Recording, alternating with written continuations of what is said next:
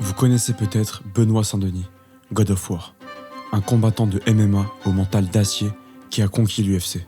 Mais derrière ce colosse se cache un élément essentiel à son succès, son préparateur mental. Benoît, on voit qu'il a besoin d'être dans un mode guerrier agressif qu'on a travaillé déjà ensemble en amont. Aujourd'hui, dans ce podcast exclusif, Tal Mental vous fait découvrir l'homme qui forge le mental de ce champion, Maxime Petit. J'ai beaucoup travaillé avec la méthode Wim Hof, justement sur la résistance au froid. Plongez dans les coulisses de la préparation mentale d'un combattant d'élite. Découvrez les techniques, les stratégies et les philosophies qui ont permis à Benoît Saint-Denis de repousser ses limites et d'atteindre les sommets. On se rend compte qu'on a délaissé le mental. Tout ce qui est lié à la méditation, on y revient et on se rend compte que c'est efficace.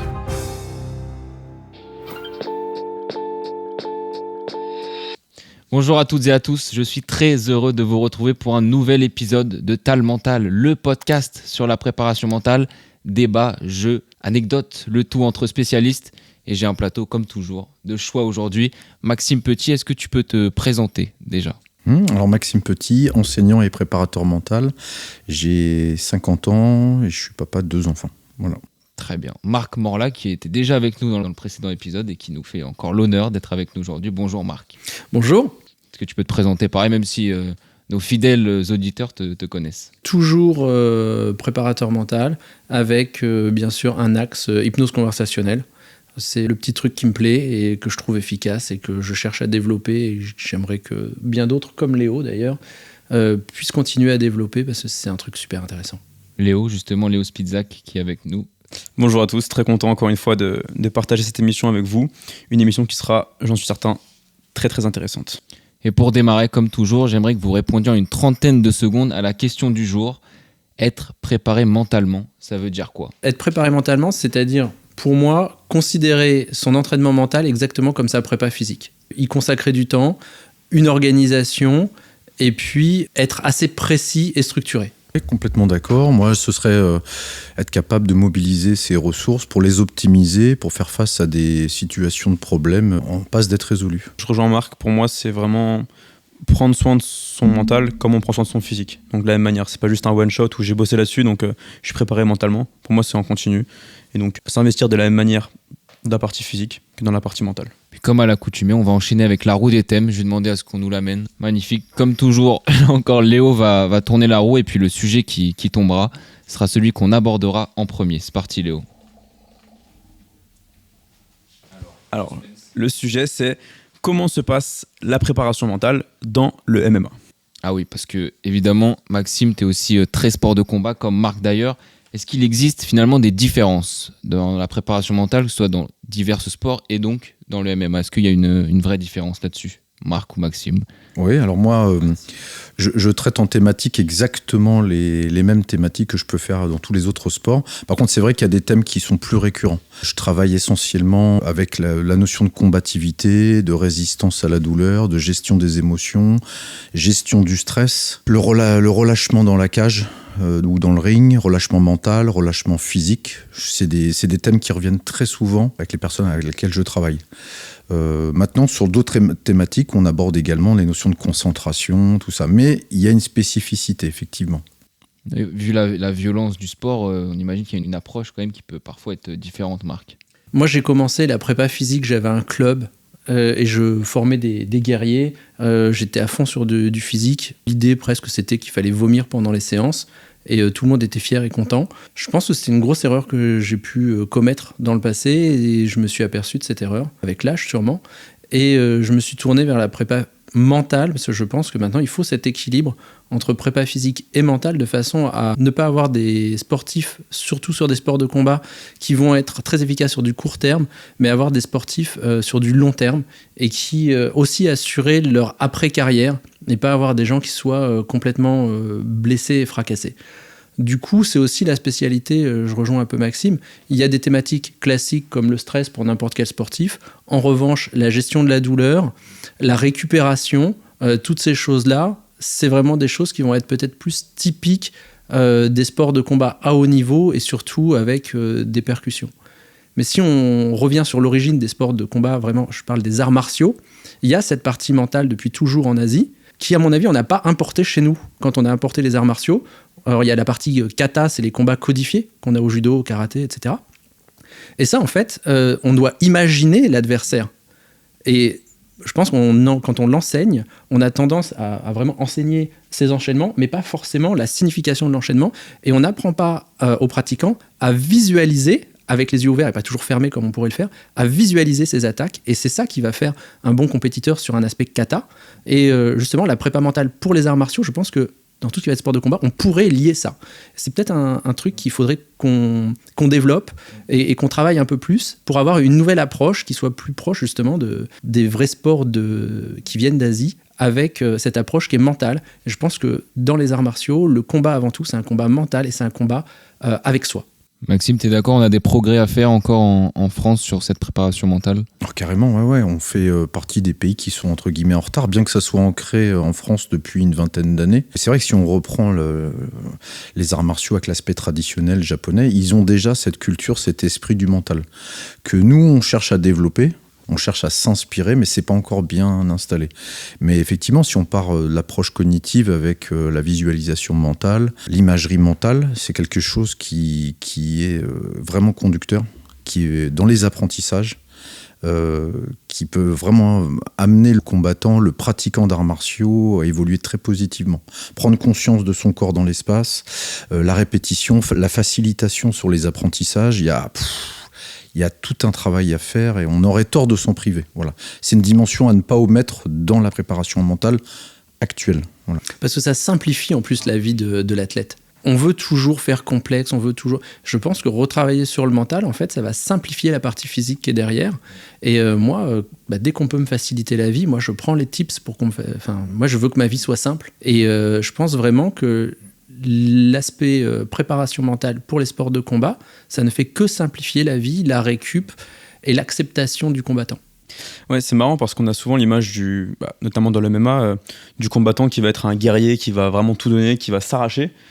Et là, on parle beaucoup plus finalement d'aspect presque connaissance de soi, presque du calme, de la maîtrise de son corps. Est-ce qu'on peut lier les deux? Le fait d'être vraiment combatif, vraiment avoir envie de tout arracher et en même temps être très très calme et se maîtriser de manière parfaite, ou alors est-ce que c'est des univers qui sont vraiment opposés et difficilement liables? C'est hyper intéressant là, ce que tu dis, parce que moi j'ai comme très toujours souvent, avec Léo. Très, très j'ai très souvent cette remarque qui dit que je comprends pas bien pourquoi il y a de la préparation mentale dans les sports de combat et arts martiaux. C'est déjà des gars qui sont solides. Et pour eux, pour les gens, c'est antagoniste, c'est des gens ambivalents, ils comprennent pas en fait ces notions-là. Mais justement, c'est des notions à approfondir. Moi, je pense que ce travail-là, il doit être fait surtout en amont. Ça veut dire la connaissance de soi, pour savoir qui on est, connaître ses limites, sa capacité à résister à la douleur, à gérer la douleur, à canaliser son énergie, à savoir s'activer. Tout ça, c'est des choses qui ne s'apprennent, qui ne se découvrent pas comme ça. Ce travail qui doit être fait en amont permet véritablement aux pratiquants d'être plus forts. Et c'est là qu'on voit la connexion justement avec le physique, dont tu parlais en introduction, le mental avec le physique. C'est tout ce travail mental va servir au physique, et tout le travail physique va remonter au mental. Il y a vraiment une connexion entre les deux qui va rendre le combattant ou le pratiquant complet et plus en phase avec lui-même. Il y a une symbiose carrément entre les deux. Ouais.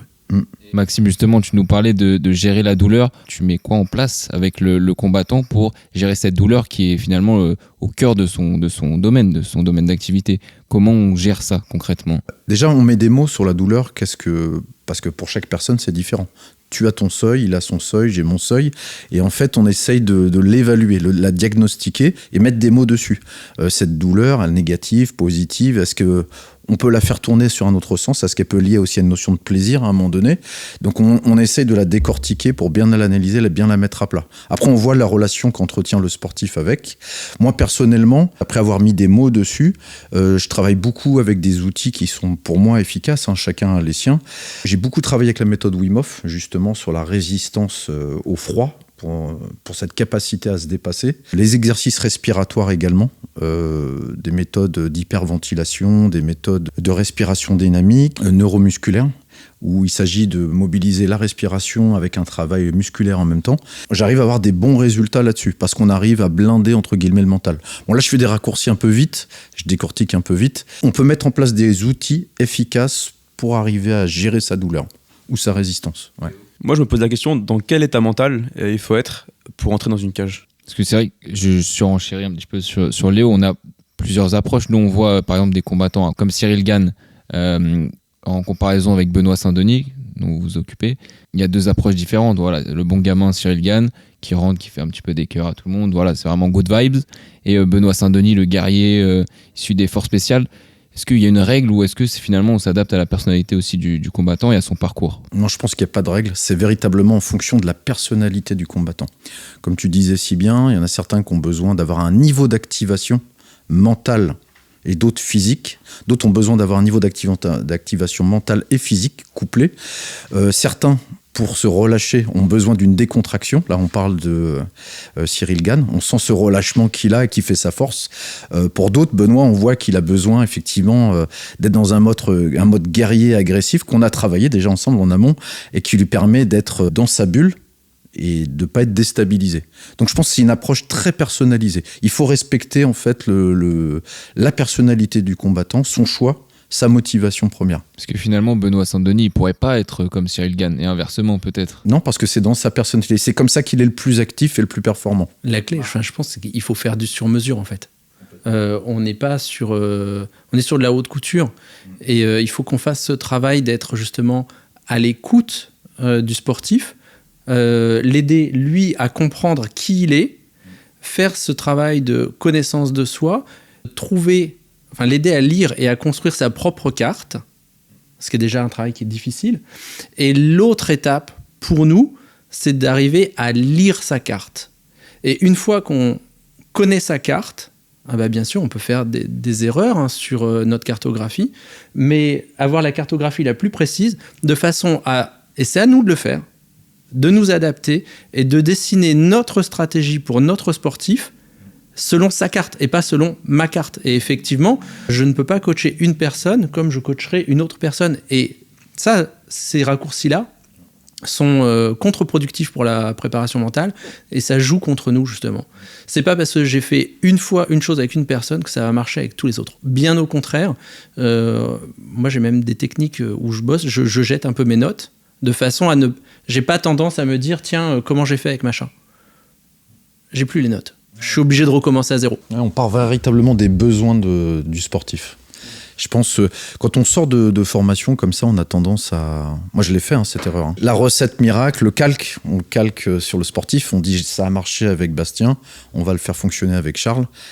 Et en fait, on se rend compte qu'on se plante et le sportif vous le rappelle en disant ça allait pas du tout. J'étais en état de surexcitation, j'étais bien là. Et moi, tu me demandes de faire des exercices respiratoires pour que je me calme. Ou à votre place, de chaque fois s'adapter, ça doit pas être évident. C'est le boulot, c'est cette capacité à s'adapter, d'être flexible. C'est ça qui est intéressant. Ouais. C'est pas facile, mais c'est ça qui fait que tous les jours, tu te fais plaisir. Ouais. Si c'était toujours pareil, tu changerais de boulot, quoi. Ouais. On sort du train-train et c'est intéressant de voir. Léo ? Justement, on parle de préparation mentale, un milieu dans lequel on évolue, mais on part un petit peu de loin. On parle aussi d'un sport de combat, où on parle de guerrier, ou en tout cas vraiment de combattants. Où est-ce qu'elle en est aujourd'hui, la préparation mentale, dans le MMA, auprès des combattants ? Est-ce que c'est un sujet qu'ils peuvent évoquer tranquillement ? Ou alors est-ce que c'est encore un petit peu tabou ? Si tu peux nous dire un petit peu. Oui, tout à fait. Alors, je suis en plein dedans. Alors, ça fait son chemin, mais il y a encore beaucoup de croyances liées à la discipline. Véritablement, c'est encore très mal accueilli. Je fais encore, comme j'ai dit tout à l'heure, des démarches auprès de clubs, auprès de combattants même que j'aborde.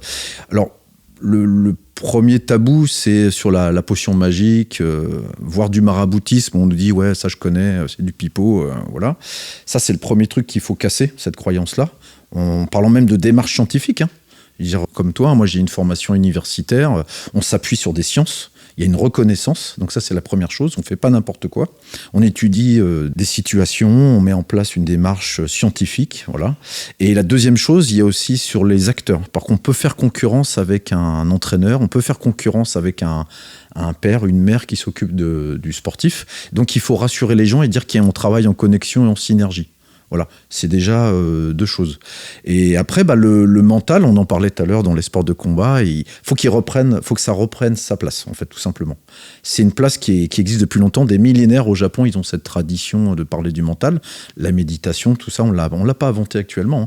Pourquoi ça revient actuellement ? C'est parce que justement, on se rend compte qu'on reprend des méthodes qui marchent, qui fonctionnent. Donc, il faut replacer le mental au milieu des choses. Voilà, et dire que... Et comment expliquer qu'on l'avait perdu, alors, cette notion de mental ? Je pense qu'il y a eu des dérives. Moi, j'ai eu des retours, peut-être que toi aussi de ton côté, c'est qu'à un moment donné, il y a eu un problème de lisibilité sur la préparation mentale. On s'est écarté plein de fois. Si on parle justement de la préparation mentale, sa reconnaissance au niveau de l'État. Il y a plein de formations, il y a plein de choses. On sait un peu peut-être...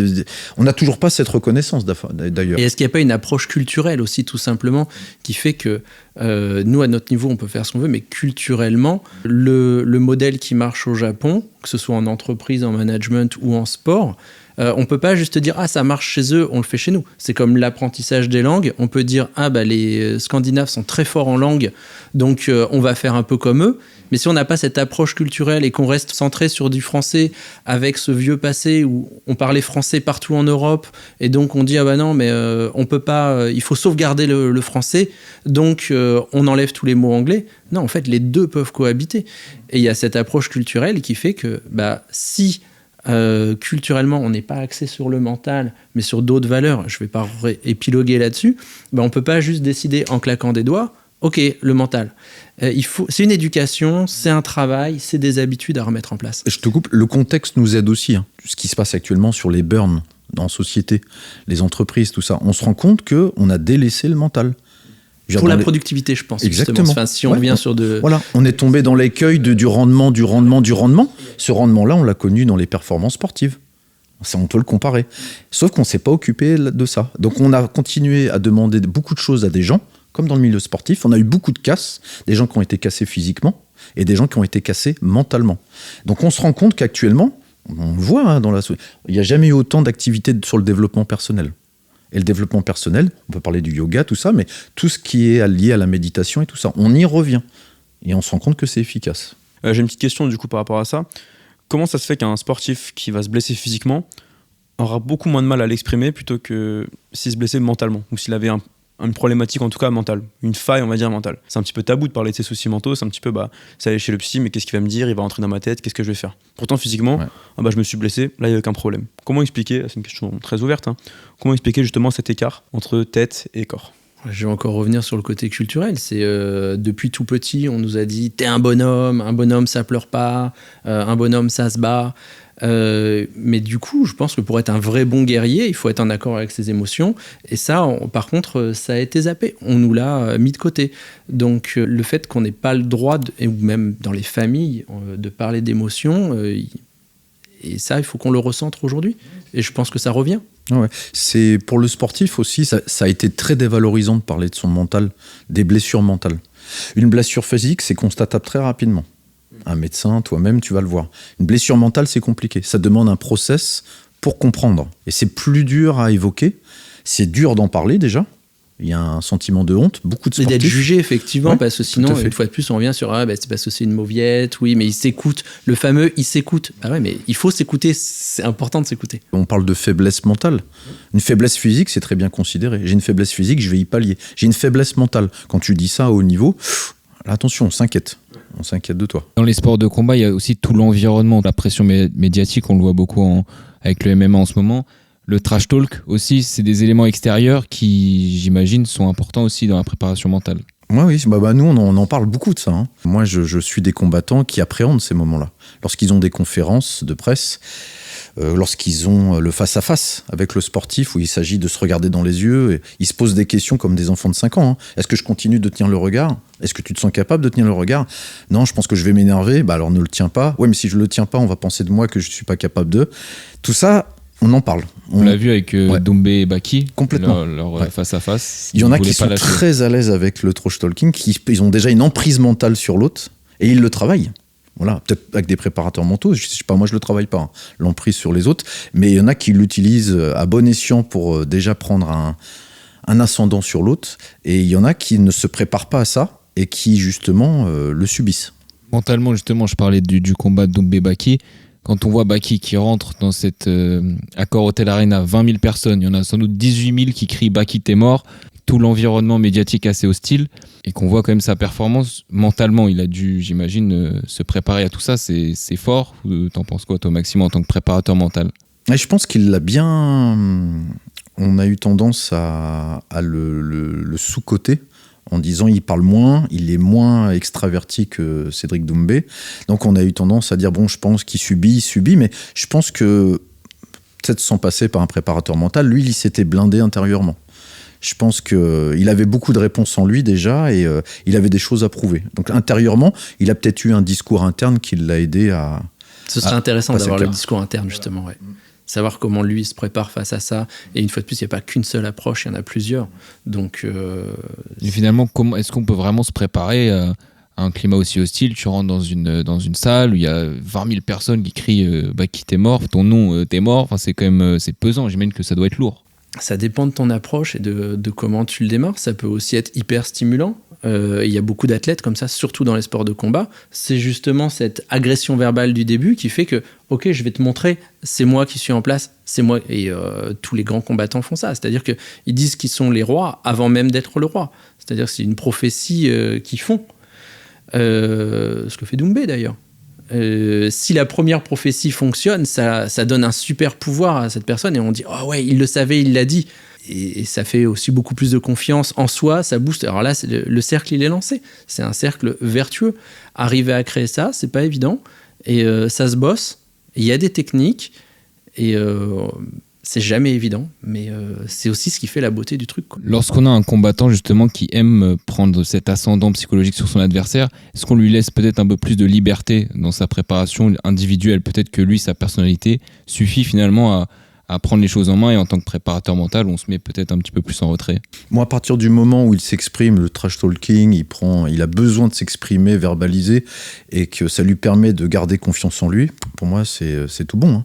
À partir du moment où il dit ça, il croit pas en ce qu'on dit, il n'est pas aligné avec son discours et ses valeurs, et qu'ensuite il se passe rien, dans la cage il est éteint, je pense que ça le dessert.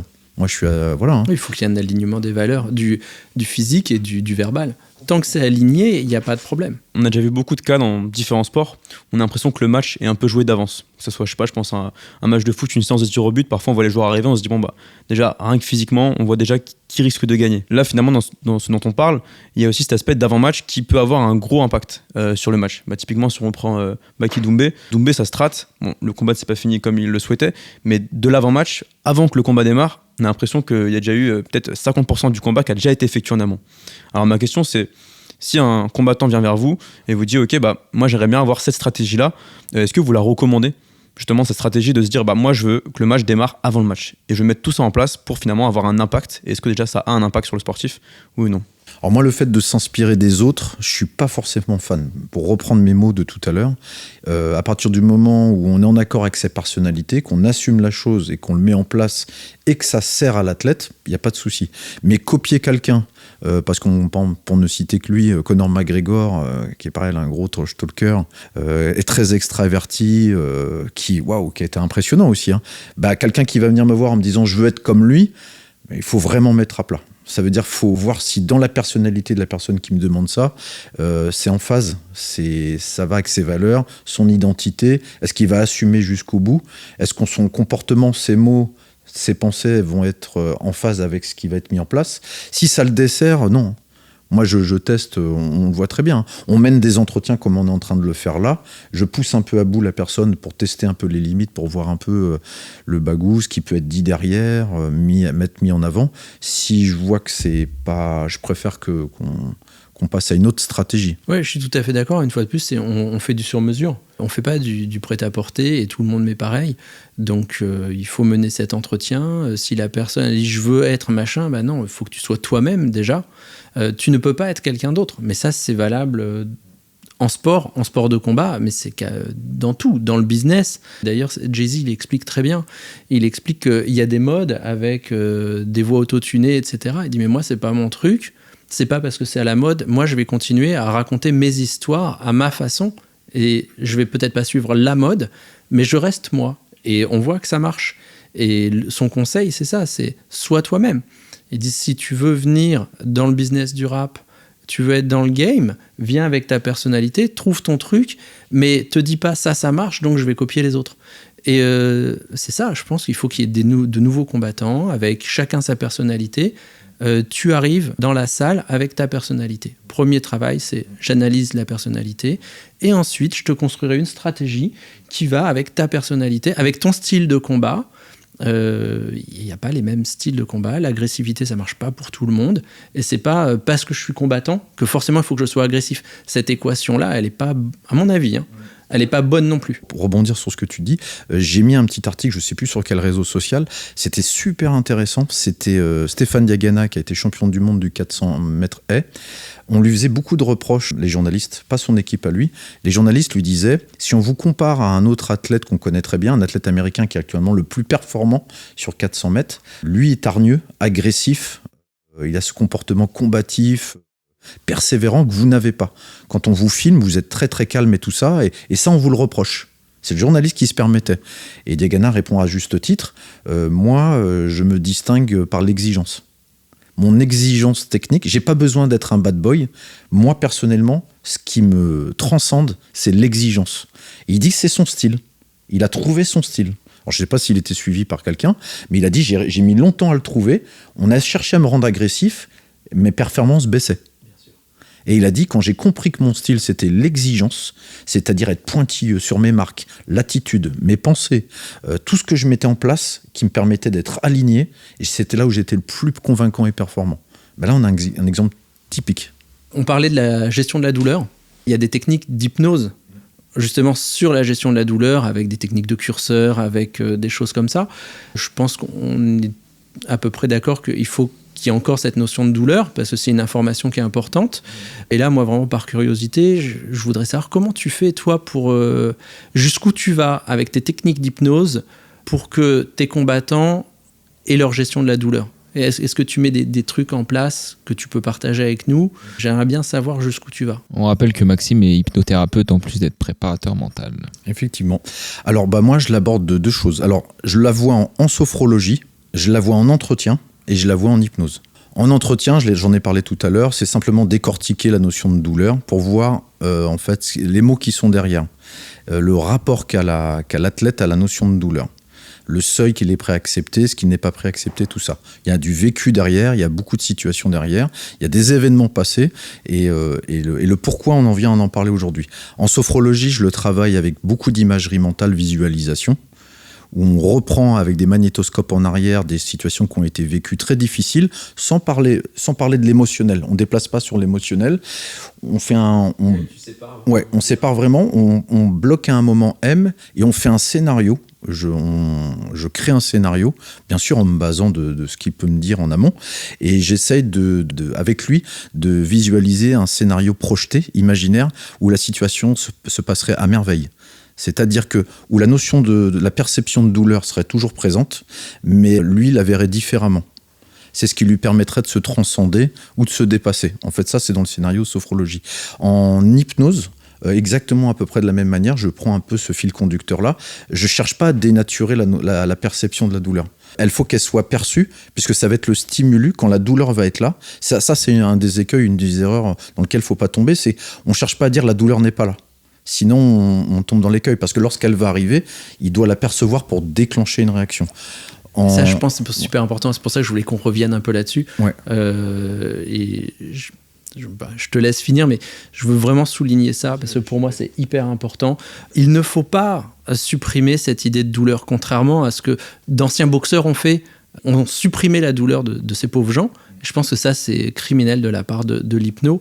Je voulais voir un petit peu justement jusqu'où t'allais. Sur l'hypnose, justement, j'essaie de ne pas tomber dans l'écueil de la douleur. On part de ce ressenti difficile, et une fois que la perception de la douleur est vécue, j'essaye de la faire interpréter différemment. Ça va être le point qui va permettre à la personne de se transcender.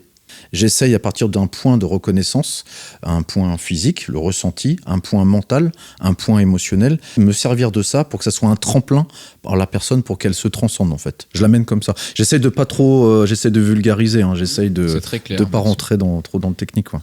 Oui, moi je te posais la question parce que effectivement je voulais voir un peu mais moi j'ai tout à fait ma réponse aussi, donc je suis ravi. Tu peux en parler si. Non, j'avais envie de savoir comment tu le gérais, parce que tout à l'heure on parlait de douleur. Ça fait partie de la réalité des sports de combat, donc c'était pour moi important de revenir un petit peu plus et puis peut-être de présenter aux gens qui nous écoutent. Justement, c'est pas juste on parle douleur, il y a aussi en hypnose des choses qu'on peut mettre en place, et du coup c'était l'occasion d'en parler, quoi. Parfait, on va passer au point actu, messieurs, puisque on l'avait sans doute vu, la défaite de Benoît Saint-Denis face à Dustin Poirier le 9 mars dernier. On a la chance de t'avoir, Maxime, puisque tu travailles avec Benoît. Comment rebondir après une telle défaite? On sait qu'il était sur une grande série de succès. Comment finalement, avec l'athlète, on travaille pour ne plus connaître ce type d'échec, surtout après un tel chaos? Faire preuve de résilience, de repartir, de voir l'avant. Bien sûr, s'orienter vers le passé pour voir si des choses ont été mal faites, de repartir sur la préparation, le camp d'entraînement, tout ce qui a été mis en place. On en parle, hein. Bien que ça ne soit pas ma spécialité, moi je ne me permettrai pas de parler de boxe anglaise, de sol, de jiu-jitsu, c'est pas mon domaine. Mais lui, avoir son approche, son analyse. Donc déjà, on part de ça sur ce qui pourrait être amélioré. Après, d'un point de vue mental, c'est la résilience. C'est-à-dire de vraiment tourner la page et d'arrêter de ruminer. Ça, c'est important hein, aussi, parce que le mental, c'est aussi les ruminations. Ça peut tirer vers le bas. Et de se mettre dans une espèce de carapace médiatique, c'est-à-dire où il ne doit pas... de se blinder mentalement aussi pour pas qu'il soit perméable à tout ce qu'on dit sur lui. Surtout avec les réseaux sociaux aujourd'hui, ça peut très vite arriver. Ça, il est aux assez fort oreilles des là-dessus, il est assez intelligent pour se préserver de ça, heureusement pour moi. Et ensuite, c'est de travailler sur ce qu'on, entre guillemets, on continue notre travail si tu veux. Voilà, c'est cette défaite. Moi, la défaite, je la vois pas, si tu veux, dans le domaine de l'échec. La défaite, c'est pour moi encore un moteur pour la réussite. Donc j'essaye d'instaurer ça aussi dans l'esprit. Hein. Lui, c'est un sportif, c'est un combattant, c'est aussi un ancien militaire, donc forcément, il y a une notion d'efficacité. Mais c'est à moi aussi de lui faire tourner aussi la perception des choses en lui montrant que l'inverse de la réussite, c'est la médiocrité. La médiocrité, c'est de ne pas se relever. Et l'échec, pour moi, c'est du même domaine que la réussite. On continue d'avancer. En fait, ça fait partie c'est une étape. C'est une étape. Voilà, il y a de plus en plus de sportifs maintenant qui en parlent et qui comprennent bien ça. En anglais, ce qu'on dit, c'est a setback. Setback, c'est pas un mistake, c'est complètement différent. Et là, on parlait du culturel, niveau philosophie de vie. Je trouve que justement, le setback anglais, c'est juste, ok, il s'est passé un truc. Maintenant, je me pose, je me relève, j'analyse et j'avance de plus belle. Et ça c'est fantastique. Et effectivement, c'est la résilience, avec un mot plus technique. Ouais, je pense qu'il y a une question que beaucoup de personnes doivent se poser. Donc, t'es le préparateur mental de Benoît Saint-Denis. Moi, la question qui me vient, c'est comment ça se passe finalement de suivre, d'accompagner sur l'aspect mental Benoît Saint-Denis au quotidien Raconte-nous un petit peu comment ça se passe. On continue d'apprendre à se connaître. Moi, je le connais depuis 2018. Au démarrage, c'est une prise de contact. Et heureusement pour nous deux, ça a très bien matché. Je l'ai comme client, mais je l'ai aussi comme ami. Donc on partage beaucoup de choses, on se connaît mutuellement, on connaît nos familles respectives. Donc déjà, il faut instaurer la notion de confiance. Ça veut dire qu'il faut qu'on accepte de se dire toutes les choses. Voilà. Un de nos principes déontologiques, des règles qu'on met en place, c'est de se dire les choses. Voilà. Dans la confidentialité, moi dans la neutralité également, mais on se dit tout au moins pour qu'il n'y ait pas un grain de sable au dernier moment. Ah, au fait, j'ai oublié de te parler de ça. Et ça peut être un élément très important pour moi. Donc ça, c'est très important que j'en parle. Et la différence avec d'autres personnes, moi, je ne la vois pas.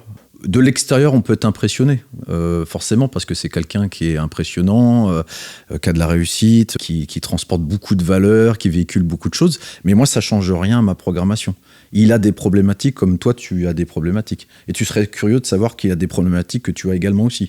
C'est pas parce que c'est quelqu'un qui est en réussite et qui représente beaucoup de choses que c'est différent. Est-ce que de par son parcours atypique, bon voilà, on le sait, il a été parmi les forces spéciales, est-ce que toi, tu sens qu'il y a cette histoire, dans son mental, il y a vraiment quelque chose de différent par rapport aux autres? Là-dessus, il n'y a pas photo. Dans sa personnalité, justement, cette capacité à tourner la page, cette résistance au mal, faire preuve d'adaptation, chez lui, c'est, on pourrait dire, bac+10.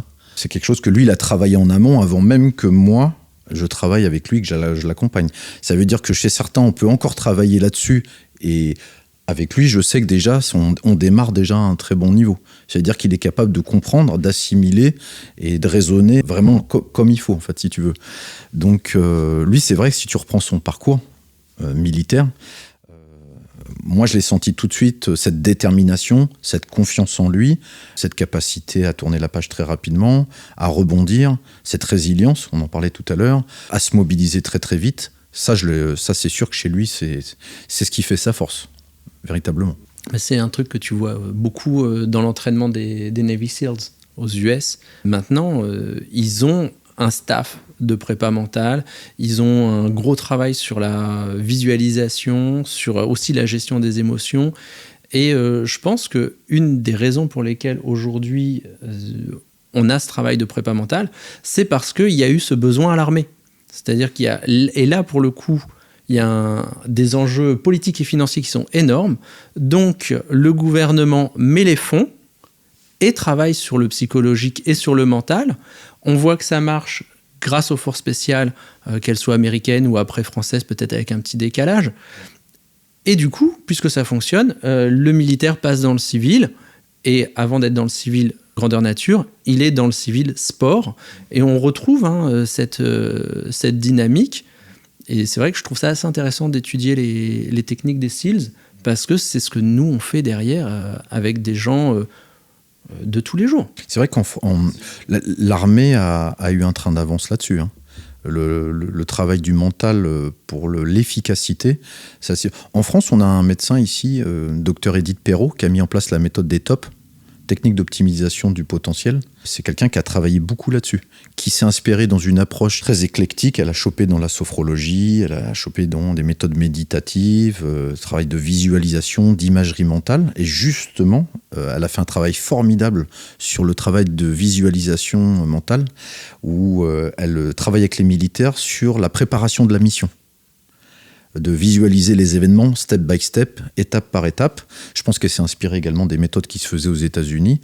Et donc, ils ont remarqué scientifiquement que les militaires qui étaient préparés mentalement, qui avaient déjà vécu en amont mentalement la mission, étaient beaucoup plus efficaces, moins stressés, beaucoup plus confiants en eux-mêmes et dans leur potentiel. Et maintenant, en fait, c'est vraiment dans les sciences et dans les neurosciences. On pourrait dire comme ça, quand on ne connaît pas trop, oui, ben ça, c'est dans la tête, on ne peut pas le voir. Mais aujourd'hui, avec un scan cérébral, il y a tout un tas d'examens qui montrent que tout ça, c'est vrai, c'est pertinent et c'est prouvé scientifiquement. C'est pas juste une vue de l'esprit du gars qui dit « Ouais, vu que j'avais déjà préparé dans ma tête, j'étais plus performant. » Non, c'est indéniable aujourd'hui. Et je pense que ça, il faut le souligner aussi. C'est pas juste un discours de préparateur mental, c'est scientifique. Et c'est aussi pour ça, puisque c'est scientifique, aujourd'hui, on peut le donner au grand public. Et cette force de caractère de Benoît Saint-Denis, est-ce que c'est pas parfois ce qui peut lui faire défaut aussi d'être sans arrêt en mode marche avant? On l'a vu dans son dernier combat, alors je sais pas si tu peux nous le confirmer, son histoire de staphylocoque, il a peut-être été diminué. On l'a vu lors du premier round, vraiment archi-dominé de Dustin Poirier. Deuxième round, toujours marche en avant, c'est aussi sa personnalité qui parle sur le ring. Effectivement, de toute façon, c'est ce qui fait son identité, sa force. C'est ce qui cultive aussi comme image. C'est pas quelqu'un qui va reculer, qui va baisser les bras. Effectivement, c'est un peu la philosophie asiatique du yin et yang. Ce qui fait ta force peut te desservir également. T'es confiant en toi, tu peux avoir de la surconfiance. T'es quelqu'un qui a une grosse concentration. À quel moment cette concentration, elle peut baisser? Il y a toujours une facette qu'il faut... Ça on le travaille également. C'est-à-dire le côté être capable de canaliser la chose, mettre le curseur au bon endroit et au bon moment pour ne pas que ça nous échappe, la situation. Donc lui, comme d'autres sportifs, effectivement, ce qui peut l'animer, ce qui peut l'activer, il ne faut pas que ça le suractive. Donc effectivement, on en parle. Est-ce que c'est plus fort que lui ou est-ce qu'il entend ton point de vue? Est-ce que pour lui, voilà, finalement, ça fait partie de sa personnalité, il restera comme ça, parce que comme on l'a dit en début d'émission, il ne sera jamais un Cyril Gane un petit peu plus doux, ce sera toujours le guerrier Benoît Saint-Denis, donc le travail, j'imagine, ne doit pas être évident de trouver le bon curseur avec ce type de personnalité très, très volontaire. Non, bien sûr, c'est ce qui fait sa force. Il est très à l'écoute, bien sûr. C'est quelqu'un d'intelligent, il n'en serait pas là. Les athlètes de haut niveau ont cette capacité à se dépasser, à se mobiliser que d'autres n'ont pas. C'est ce qui fait leur point fort.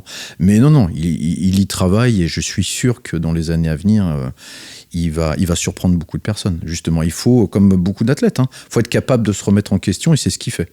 Je pense que ce combat-là, on va en rediscuter. Il va en discuter également avec ses entraîneurs et tout ça, et ça va lui permettre de rebondir sereinement. Il a cette intelligence qui véritablement lui permet de rebondir. Et après, toi qui le connais bien, après ce type de défaite, ça va être le premier à retourner au charbon ou alors il va faire une petite pause? Dans quel état d'esprit il peut être? Là, forcément, il a besoin de se ressourcer quand même, parce qu'un combat, ça pompe pas mal d'énergie mentale et physique. Mais non, c'est pas le genre de personne qui va... il va tout de suite travailler sur ses faiblesses et ses lacunes. Ouais. Il va tout de suite se remettre au charbon. C'est dans sa nature de faire ça. Lorsque tu travailles avec Benoît sur un combat, par exemple, est-ce que tu envisages la défaite probable ? Ou alors on n'est que sur du positif ? On a vu tout à l'heure qu'on était souvent sur du positif. Est-ce que lors d'un combat qui peut, si on se prend un KO, c'est quand même assez violent, est-ce qu'on l'envisage dans la préparation ? Alors moi, je l'aborde pas avec lui. Mais moi, j'en parle pas. Et si tu allais perdre, et t'imagines si tu perds, moi, j'en parle pas. En fait, on reste dans un discours très positif. Voilà. On fait tout pour que cela amène à une réussite, à une victoire. L'aspect négatif peut être abordé dans ce qu'il ne faudrait éviter de faire. Tomber dans les erreurs du passé. Voilà. Ça, on le voit. On reparle des erreurs du passé, de ce qui a amené une erreur. Donc ça, on essaye de faire des stops là-dessus, des switches, et d'avoir la bonne solution, le bon comportement, les bonnes pensées pour avancer. Et justement, j'ai une question là-dessus. Le fait de ne pas parler de ce sujet-là, si ça arrive, est-ce que le sportif ne veut pas tomber de haut et se retrouver dans une situation qu'il n'avait finalement pas prévue ? Alors, tu parles en général ou avec lui, par exemple ? On peut parler avec lui si tu veux. Imaginons, il a pris le KO, c'était pas du tout envisagé dans la préparation du combat. Comment il se sent à la fin sur une chose qu'il n'avait pas forcément anticipée ? Forcément, comme tout sportif, grosse déception. Grosse déception parce que même que tu sois le plus positif possible, tu as un scénario personnel, tu en as plusieurs, tu as un algorithme auquel tu penses, ça peut être ça, ça peut être ça. Forcément, mais j'irai pas jusqu'à la détresse. Tu vois, si tu veux, on n'en est pas là. C'est que on a assez travaillé pour que, si tu veux, sans en parler, on soit capable de continuer d'avancer sur la ligne des objectifs. Tu vois ce que je veux dire, hein ? Ouais. On sait que beaucoup de gens disent il n'y a que la victoire qui compte. C'est un discours qu'il faut entendre. Hein. Mais moi, je te dis, je ne vois pas l'échec comme une phase de fin. C'est véritablement ce qui va lui permettre de rebondir. Moi, je le vois positivement. J'aurais préféré qu'il gagne. Je serais bête de dire l'inverse. Mais pour moi, ça fait partie du processus de réussite. Et puis, ça fait partie du contrat de n'importe quel combattant, en fait. C'est-à-dire que tu sais que quand tu rentres sur le ring, sur le tatami, peu importe l'espace, tu sais que à la base, c'est un combat. C'est-à-dire que, oui, bien sûr, tu viens pour gagner, mais dans ton contrat de base du début, quand tu as décidé d'être pratiquant, tu sais ce qui peut t'arriver. C'est dans le contrat. Alors, bien entendu, le but après, et je pense le préparateur mental va aider à ça, c'est-à-dire de mettre de côté ce danger, parce que si on avait toujours le danger devant nous, je pense que ça nous freinerait. Donc effectivement, on va avoir cette visée positive, comme tout à l'heure tu disais, est-ce qu'on envisage ? Je pense qu'on va travailler sur du positif, on est toujours sur ça va bien se passer, et on essaye de travailler sur le scénario le mieux, celui qu'on veut. Mais bien sûr que quelque part dans notre tête, on le sait, on peut se prendre une pêche. Et cette pêche, elle peut faire très mal. Mais si on commence à y penser, là, on est sur une prophétie qui est négative et qui, bien sûr, va se réaliser. Mais on le sait quelque part. Ça fait partie du contrat. Il y a toujours une incertitude. Hein. T'auras beau faire la plus belle et la meilleure des préparations mentales, faut pas oublier quelque chose. Hein. Dans cette dimension de combat agonale, t'as l'autre. Il y a de l'incertitude sur l'autre. T'auras beau te préparer au mieux. Lui, de son côté aussi, il faut penser qu'un adversaire, c'est pas un miroir ou c'est pas une chiffre molle. Hein.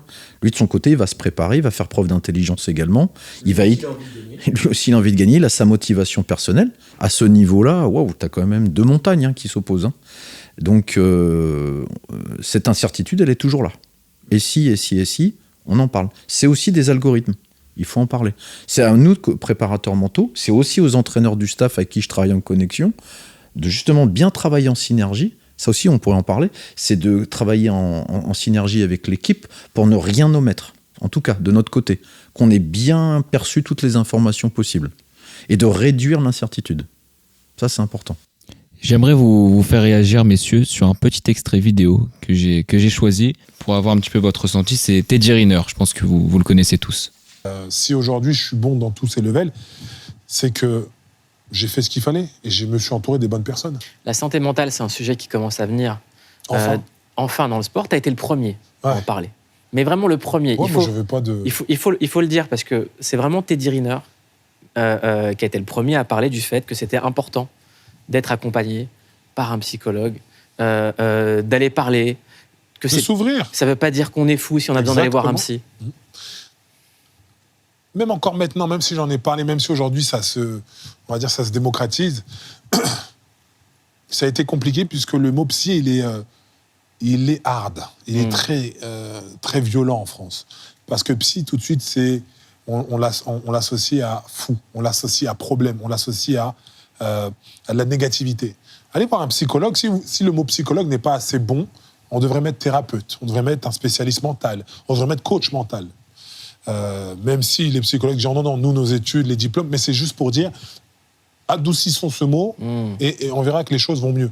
Moi, je me suis entouré d'un spécialiste pour la préparation physique, je me suis entouré d'un spécialiste technique, qui fait le mental, qui fait le cerveau, c'est un psychologue. Et quand j'ai mis tout mon schéma, on va dire, d'oppression, être bien dans ses bottes, bien grandir, bien se préparer, être prêt pour le jour J, c'était que ce travail, je l'ai fait quand j'avais 14-15 ans. Et depuis, voilà, à chaque fois, je mets les choses en place. J'essaie de ne rien oublier. Voilà pour l'extrait de Teddy Riner chez nos confrères de Canal+, dans l'émission Click. Maxime, qu'est-ce que vous ressentez là en écoutant Teddy Riner ? Super content, il fait partie de ces sportifs qui, déjà sont félicités pour leur parcours, grand médaillé, mais qui font aussi de la publicité, qui vont permettre de vulgariser la préparation mentale, qui vont également avoir cette action de rassurer les sportifs qui n'osent pas franchir le pas d'aller voir un psychologue, d'aller voir un préparateur mental. Voilà, donc moi je peux que cautionner ce qui se dit là, c'est une super action. Il fait avancer, j'imagine, tout ce qui est santé mentale, tout ce qui est préparation mentale, c'est un porte-drapeau là encore. C'est un porte-drapeau, et surtout ce que je trouve intéressant dans ses propos, et il nous montre et il nous démontre qu'on n'a pas besoin d'aller voir un préparateur mental quand ça va pas. Il nous dit ça va, et le préparateur mental va m'aider à développer mon potentiel. Et c'est pas en ce moment j'ai des doutes, tiens, je stresse, je vais voir le préparateur. Non, c'est tout va bien, mais j'ai envie que ça aille encore mieux. Et en fait, moi, ce que j'aime dans ce métier, et ce que j'aimerais, c'est qu'on puisse développer ce potentiel pour tout le monde, en fait. Et dans la vie de tous les jours, ok, on vit à ce niveau-là, mais avec un bon coaching mental, on peut vivre à ce niveau-là. Et dans mes formations, dans mes coachings, moi, c'est ça que j'essaye de donner aux gens. Souvent, je prends l'exemple alors je sais que d'un point de vue mathématique, ça ne tient pas la route, mais c'est la philosophie du « je vis à 150%». La plupart des gens vivent à... Il y a un problème, là. C'est pour ça. Alors après, j'ai tout un truc où j'essaye de démontrer, et j'ai des petits trucs mentaux pour montrer que finalement ça marche, mais c'est ça, c'est-à-dire que la plupart des gens vivent à 60%, ils sont fans, et je respecte. Mais si on a envie de développer le potentiel, il y a plus, quoi.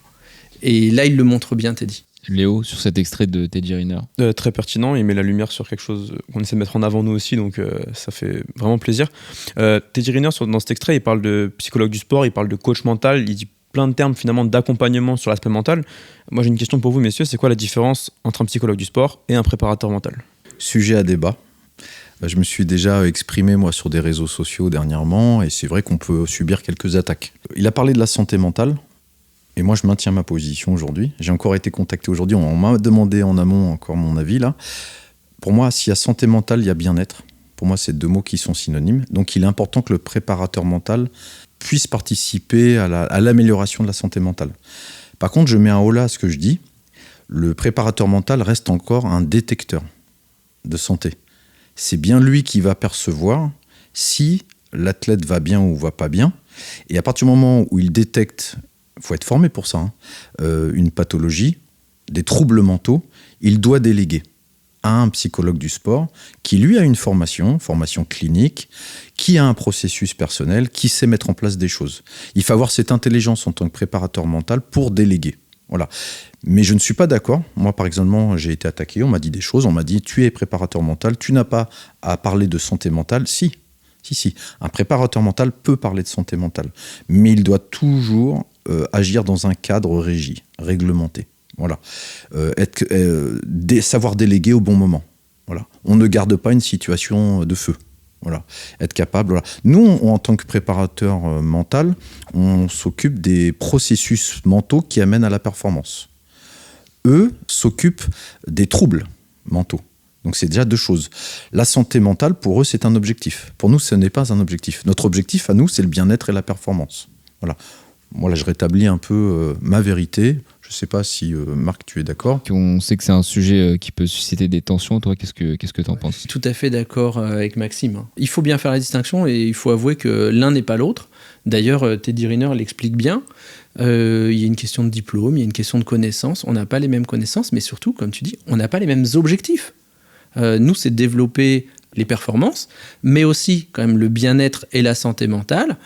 Je pense que là où il peut y avoir un hiatus, c'est une question d'ego, c'est-à-dire qu'on a tendance des fois à se dire c'est mon sportif, c'est mon travail, j'ai commencé. Et il y a des fois où on peut perdre un peu cette réalité, on n'a pas la distance affective aussi, parce que comme tu l'as dit, quand tu travailles avec quelqu'un, tu deviens aussi l'ami de ce quelqu'un. Et c'est pas toujours facile de prendre ce recul et de se dire ok, là maintenant, soit c'est plus à moi de gérer, soit je suis pas en capacité de gérer. Donc maintenant, je te dirige vers quelqu'un d'autre. Et elle est là la différence. Et forcément, il y a cette question d'ego qui fait que on n'est pas toujours objectif. C'est facile là entre nous de dire il y a un moment, faut couper. Il faut dire va voir quelqu'un d'autre. C'est pas toujours facile sur le moment. Et nous, il faut qu'on soit vigilants.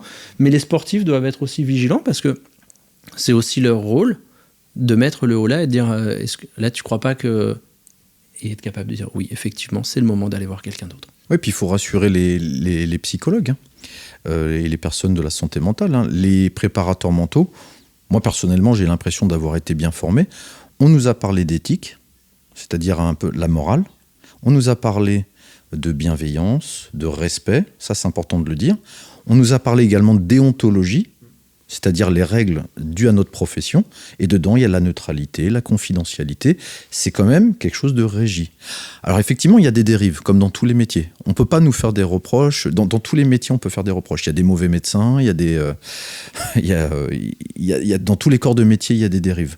Mais on a un cadre à respecter. Et c'est vrai que le préparateur mental, qui n'a pas été bien formé, ne peut pas savoir cela. Voilà. J'attaque personne. Je dis simplement que quand on a cette pratique professionnelle, on a un cadre réglementé. Et il y a un cadre personnel également. Parce qu'on parle d'éthique, l'éthique, elle est flexible. C'est la morale. Qu'est-ce qui est bien pour toi, qu'est-ce qui est bien pour moi? Toi et moi, on ne va pas avoir la même éthique. D'accord? T'as tes notions, j'ai les miennes. Mais la déontologie, elle doit être la même. Là, on sait où on va, tous les deux. Selon moi, la clé pour être un bon préparateur mental passe par l'humilité. Un bon préparateur mental est un préparateur mental qui est humble et qui sait déléguer lorsqu'il y a besoin de déléguer. Comme disait très bien Marc, c'est vrai qu'on crée des relations avec nos sportifs et on a tendance très souvent à dire non, c'est le mien et je peux tout gérer. T'as un problème là-dessus, oui, je te le gère, de toute façon je te connais bien, là-dessus je peux gérer aussi. Alors que justement, c'est là où si on arrive à prendre le recul nécessaire et à se dire ok, est-ce que c'est dans mes compétences? Oui, non. Si dans quel cas c'est non, ok, je délègue à une personne qui sait comment résoudre ce problème. En l'occurrence, un psychologue du sport. Donc je pense vraiment que la clé, ça passe par l'humilité sur la prise de recul pour faire un travail efficace. On a beaucoup parlé des autres. Maintenant, on va passer au jeu. Est-ce que toi, t'as le mental? Pour savoir un petit peu si vous avez une routine, une habitude que vous mettez en place au quotidien pour être préparé mentalement. Maxime, on commence par toi. Est-ce que tu as quelque chose, que ce soit l'alimentation, une douche froide le matin, qu'est-ce que tu fais? À mon niveau, à moi. Ouais. Moi, je suis plus sportif comme avant. J'ai été sportif. Très fit, pourtant. Ouais. J'ai jamais été sportif aguerri. Voilà, j'ai toujours fait du sport pour moi. Moi, j'ai une petite routine personnelle qui marche bien. C'est en me levant le matin de sortir de lit ou être assis au bord du lit, le dos bien droit, les deux mains sur les cuisses, les deux pieds bien ancrés dans le sol, proche de la pleine conscience, voilà, de me reprendre contact avec moi-même. Quelques respirations, qui me permettent de me remobiliser le matin. Ça te permet de bien lancer ta journée? Ouais, je trouve que ça me fait du bien. Il y a une espèce d'état de léthargie quand on sort du sommeil, ou qu'on est bien dormi ou qu'on est mal dormi. Je le fais, c'est un exercice que je m'astreins à faire. Je me lève, je mets au bord du lit, quelques exercices respiratoires. Très simple, basique, autant que j'inspire que j'expire. Je me remobilise et un peu ce que disait un acteur, je ne sais plus dans quel film. On va t'aider. Je ne sais plus, c'est quoi ce film où il dit il bouge ses doigts de pied sur le sol. Léo, t'as pas une idée de ce film? Dans l'avion, Bruce Willis. Ah voilà. Qui dit, j'avais sur le bout de la langue. Il lui donne une astuce, il lui dit quand je suis dans l'avion j'ai hyper peur, et qu'est-ce que tu fais pour lutter contre ça? Il dit je bouge mes doigts de pied, je les recompte pour savoir que j'existe. Et c'est un peu ça, se réveiller le matin, de reprendre contact avec son corps et de calibrer le mental avec le corps en disant, c'est un espèce de body scanner que je fais.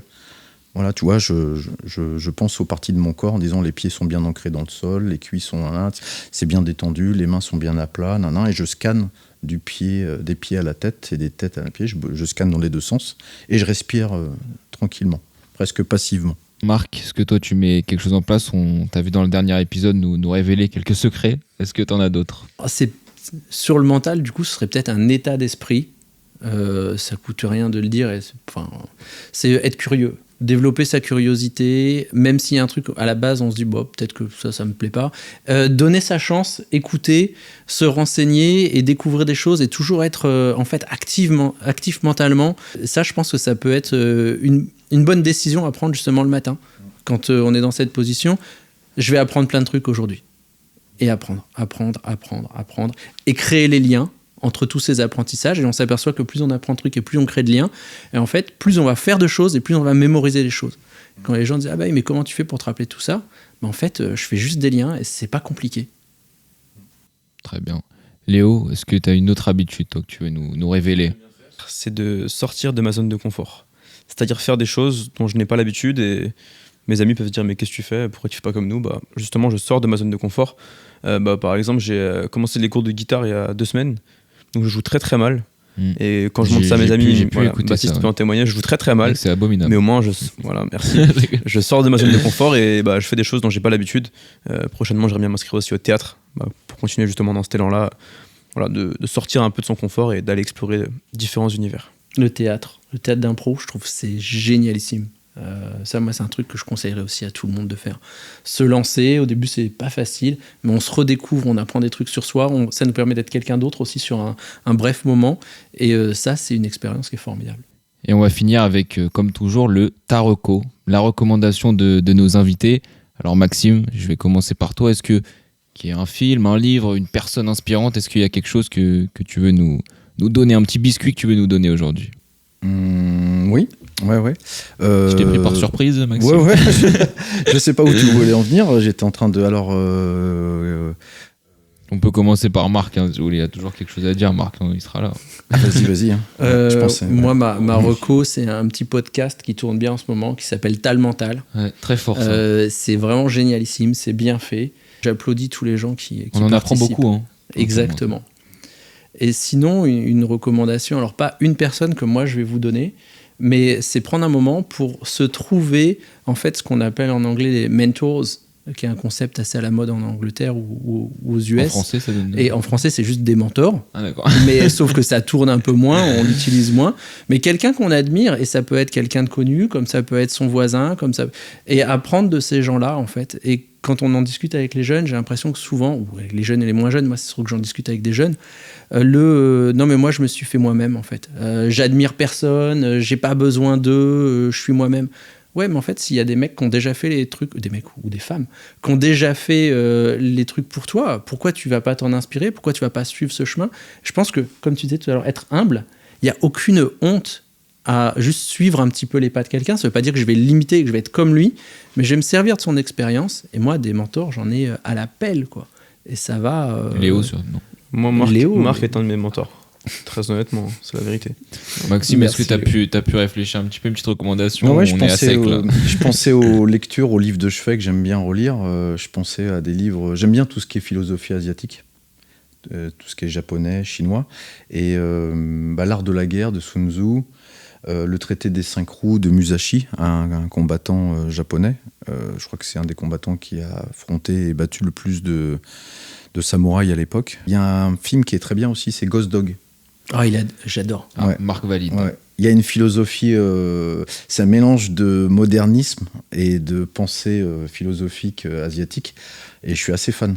Et moi, je suis ravi de rencontrer quelqu'un qui met ça aussi dans ses top films, parce que quand je dis Ghost Dog, la voix du samouraï, avec Tom Cruise. Ah non, pas du tout. Pas trop, non. Ah ouais, Ghost Dog, d'un point de vue linguistique, il est formidable aussi. Il y a des réflexions sur tout. Ils en ont fait un livre également, et je le conseille à tout le monde. Il faut le trouver, ça se trouve, il vaut 8 €, je crois, dans le commerce. C'est vraiment emprunté d'une philosophie asiatique, et avec de la modernité, et on se rend compte que les problématiques, même si le contexte a changé, il y a des choses, lorsqu'on pense à soi, des questions métaphysiques sur soi-même, il y a des choses qui existaient il y a 3000 ans qu'on retrouve encore à l'heure actuelle. On n'a pas inventé l'eau chaude. Ça veut dire qu'on devrait s'inspirer de plus de ces choses du passé. Léo, une petite recommandation pour nos auditeurs. Aujourd'hui, j'ai plus qu'une reco à vous faire. J'ai un petit concept que j'ai créé. Ce que je te propose, Maxime, c'est que je te pose 3 questions. Et je dois me répondre par oui ou par non, de la manière la plus simple possible. Ma première question, c'est un préparateur mental qui regarde son sportif combattre à la télé, est-ce qu'il stresse ? Oui. Est-ce obligatoire d'avoir un préparateur mental pour un sportif de haut niveau ? Non. Ta philosophie, c'est votre réussite est ma réussite. Alors, est-ce que la défaite du sportif, c'est aussi la tienne ? Oui, quelque part, je rajoute. C'est tout pour moi. Parfait. Eh bien, c'est la fin. Merci, c'est Léo qui aura justement le dernier mot. C'est la fin de ce nouvel épisode de Tal Mental. Merci à nos invités d'avoir répondu présent. Merci Maxime Petit, merci Marc Morla et merci Léo. N'hésitez pas à liker cette vidéo et à mettre des étoiles pour ceux qui nous écoutent. Au plaisir. Merci encore et à la prochaine.